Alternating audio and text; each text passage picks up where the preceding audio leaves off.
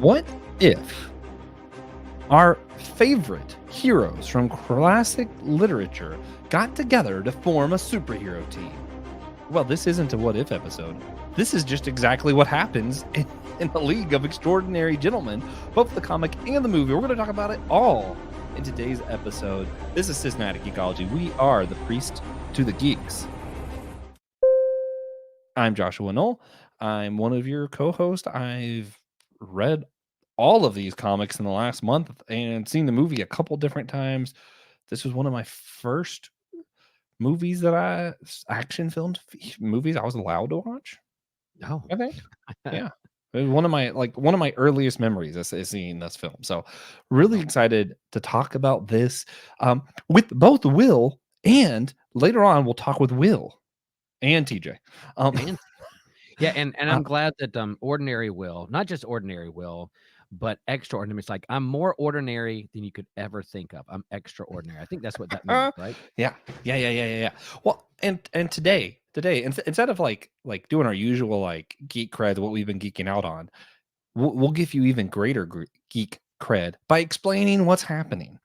So much like other superhero teams, we did a little bit of time traveling, and the latter half of this episode we did, and we said, you know what, we'll travel back in time to do the beginning. And then we referenced all the stuff, this cool guest we were going to have, a different co-host was going to be part of it, and then we went back in time to do the beginning, and that guest and co-host weren't there, and we messed up the timeline, but we're still here and we're still going to talk about it. So if you're on YouTube and you're like, wait, part 1 and part 2 don't match, that's right. If you're on the podcast, you missed all this because I edited it and I did great. Alternate. Yeah. Oh man. So with that, let's go ahead. Well, actually, first, let's ask our audience who are kind. If you're feeling kind enough and you don't want to smash Will's heart, make sure you smash that like and subscribe button instead. It's a dichotomy. You got to choose one or the other. Yeah. Good or evil. Smash Will's heart, smash that like button. One of the two. I'm Lutheran, and I'm a lot of both and theology, saint and sinner, geek and faith, faith and science. But when it comes to smashing the like button, there is either or. Either you smash that or you smash my heart. So it's up to you, folks. It's up to you. And if you're not on YouTube and you're on your laptop, go over to podchaser.com, leave us a rating review there. That helps the algorithms find us. If you're not on a laptop, it's okay, because you can always go to Spotify, hit the little 3 dots on our episode, and it'll give you the chance to rate our show. And on Apple Podcasts, you also can scroll down and rate and review there. And all of those things do help to different degrees help other people find our show, which is always nice. Rate us extraordinary. Yes. Also, we always like to thank one of our supporters from either Apple Podcasts, Captivate, or Patreon. And you could be one of those by going to one of those sites and supporting our show with like 1 to 10 to however much dollars a month you want. Today, we're thanking Daniel Sigmund. You're an awesome guy for supporting the show. We love you. Can I do another quick shout out? I Absolutely. did this past week, and I was wearing my Systematic Geekology shirt, and one of the youth were like, "You have a podcast?" I was like, "Yeah, it's called Systematic Geekology," and I know she was listening. So Sadie, if you're out there and you smash like and subscribe, your friend Clicky Will Rose appreciates you listening and subscribing to our podcast. Thanks, Sadie. You rock. You rule. Yes, indeed. And with that, we're going to jump into some discussion. First, we're going to be talking about the comic, and later we're going to throw it over to future Josh, Will, and TJ to talk about the movie, The League of Extraordinary Gentlemen. Yeah, timelines are weird because, when we throw it to future, that's also the past for us. Like, our timeline is different than the main timeline now. Don't mess up my brain, today, Joshua. Too much going on. Yeah, it's not time for Fantastic Four. It's time for The League of Extraordinary Gentlemen. Yeah, great graphic novel. So, let's talk. The League of Extraordinary Gentlemen is just kind of a comic about these classic literary heroes. We have the wife of Dracula. We have Nemo from 20,000 Leagues Under the Sea. All kinds of even a classic horror thing. If you're a big fan of like the Universal horror films like I am, you'll notice Invisible Man. Yep. In the comics, it's the Invisible Man, like proper. It's the same guy. In the movie, they choose someone else who just kind of steals his potion or whatever because they didn't want to use someone who's that reprehensible on the team, I guess. I don't know. And if you've been following our show for any time, you might recognize the Invisible Man. Brandon Knight, shout out to you, who used to be his avatar when he was part of the team, was the Invisible Man. So same movie, same book, same character, different story. We have the Hulk. I mean, Doctor Doctor Yeah. Hyde. Oh man, yeah, it's great. It's great. So Yeah. before we get into too much else, I've kind of mentioned mine. Like early on, this is one of the first action films I remember seeing. Definitely my first Sean Connery film. Which turns out it's the last one he made, but we'll find that out in the future. Um, it's I don't know. It was a lot of fun for me as a kid. As an adult, I'm like, oh, there's a lot of this is cheesy and campy, and there's a lot of problems with this movie. But it was my first introduction to this thing, and as someone who hasn't read a lot of books yet, I recognized like Hyde. I didn't recognize the other ones, and as I grew up, I would be reading books or like curious about things. Like, wait a minute, Nemo, that sounds familiar. Like I'm reading 20,000 Leagues Under the Sea because I've studied this at such a young age that I was like, oh wait, so this was my first introduction to a lot of really interesting characters. So it's a little bit opposite of how I think Alan Moore intended it in the comic, where I think he expects most people to know the characters going in. Yeah. Will, Yeah. what was your history with this IP? Well, yeah, we will talk in the future about where this falls in the phases of comic book movies from like 70s, 80s, 90s, early 2000s MCU, like it kind of where it fits in there, what they're trying to do then. But with this comic, in the early 2000s, I got back into reading comics and I kind of jumped with both feet in, ready to go. And then people started telling me I kind of missed the late 80s, 90s comic book, graphic novels, deconstruction, reconstruction stuff. And so somebody's like, oh, if you don't know Alan Moore, you got to read these books. You got to read The Watchmen. You got to read League of Extraordinary Gentlemen. You got to read V for Vendetta. You got to read Alan Moore. He's the wizard of comic book authors and creators. And literally, I think he is like a magician or a wizard or dabbles in paganism. I don't know. I think that's kind of his vibe. But they were like, you got to read some of his classic graphic novels. And so the League of Extraordinary Gentlemen was definitely one that I picked up the graphic novel and read all the way through. Kevin O'Neill as the artist is a fantastic artist. And so I started learning more about Alan Moore's lure and his legendary status within the comic book creators out there. So his work with DC, little work Mhm. out there, but then his own kind of creator owned stuff or stuff he did over in Europe. So this is one of those who I was like, up, it's in the top 10 or top 20. People say you got to read graphic novels. Alan Moore, here, classic Alan Moore storytelling and edginess and weirdness and sexual deviancy and all those things. So, yep, Yeah, that's Invisible Man is bad. yeah. So, Yeah, that's where I started reading early yeah. 2000s. I, you know, just given my name, Josh with Wrong Opinions, I'm obligated to share wrong opinions every now and then.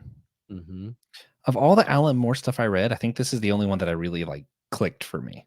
Like Yeah, Watchmen was like it was too wordy for me. Like I liked the show and the HBO series. I thought they were cool. The movie was yeah. good. But I was Mm-hmm. like, eh. But this for me, like it was just the right amount of like quirkiness and like art to word ratio, I guess. And I was like, oh yeah, this. I ate this up. I loved this. Good. Oh man. Um, Yeah, I'm with but going back to Watchmen. Like I'll say that yeah, people are like, "Oh, Watchmen, greatest graphic novel of all time." And as I read it the first time, I was like, "What? Is it? Why?" And I think for the time yeah. it was like a game changer in how you tell superhero comics and what it deconstructed. Mhm. So but then at second reading, the scene its place in history, I definitely understand the weight and where that fits in the history of comics. This too felt like a normal slash graphic novel, like a rated PG-13R slash, adult graphic novel Yeah. to sink your teeth in. But the storytelling was a lot more. I guess you're right. It kind of clicked with me, and I really liked it. Man, I can't believe you share that a bit. Yeah, Because you share like that same you're thing. supposed to love Watchmen, and Yeah, I'm a it bad took me geek a for while. not loving it It enough. took me a while. It took me a Yeah. while because it didn't happen in real time. It Huh. took me a while to figure out Well, why it was so important. well, man. Yeah, we could talk a while about the Watchmen. That might be another episode. But Will be. for now, which I know we have a few friends, some of the original hosts of the show, Brandon Knight, Joe Day, are big Watchmen fans. So maybe one day. Yep. But for now, I kind of want to, since we're talking about the comic, for me, one of the big things wasn't just like, hey, this was a really great story. The story was pretty good. But really, for me, it was the characters that sold it. So, Yeah. Will, could you kind of share about the gentlemen. Who are the characters that we are reading about in this book? Like the main Avenger team. Yeah, and in terms of team books, Justice League, Avengers, what Alan Moore does is pulls from like classic literature a team of extraordinary gentlemen, but there's a female in there as well, and it starts off. Help me remember the names. So we have Oh no. Wilhelmina, yeah, Wilhelmina Murray, the Mhm. bride of Dracula. You have Alan Quarterman, the big game hunter, Alan Quarterman's cool. adventurer. You have Dr. Jekyll and Mr. Hyde, one Mhm. person but split personalities. Captain Nemo, and then there's a few. The Invisible Man. That's Holly Griffin, right? I think I don't know all their names. I haven't read all these classic literature Perhaps. to know of them, but yeah, I mean, you have like think of like Justice League. You have the big three, and you have people supporting cast around. Avengers the same way. I think the way you pull together this team at the turns is very steampunk. It's the turn of the century, is like the end of the 1800s, heading into the 1900s, and they're trying to figure out like the old school versus new school. There's new tech coming around the corner. There's the movie will go into that some a little bit more, but I think in a changing world, changing a millennia, you got from the 1800s to the 1900s, big changes going on, big changes in tech, and so these kind of classic 1800s literature adventures that people are into are brought in to be like kind of a super team to solve a worldwide threat. Now, in the graphic novel, it's more of kind of an Asian Chinese threat, and Mhm. in the movie we'll hear later on more of a kind of European German threat. I think if I'm correct. Yeah. So yeah, you have this team come together. Um, again, how do you assemble a team? Why do they fit? Why do they not fit? What's the tension between the two? Some characters connect with others, some don't, and they got to figure out how to use their extraordinary adventures and experiences and powers and gifts to solve a worldwide threat. Does that Okay. help? Yeah, yeah, Does yeah, that? yeah, yeah. Yeah. And so in the comic, like that first one, we end up getting revealed the main baddie is James Moriarty, who it turns Yeah. out did not die with Right. Sherlock at the Yeah. waterfall, which was a cool like twist on old literature. Kind of upset that Sherlock's not around, but whatever. Um, Yeah.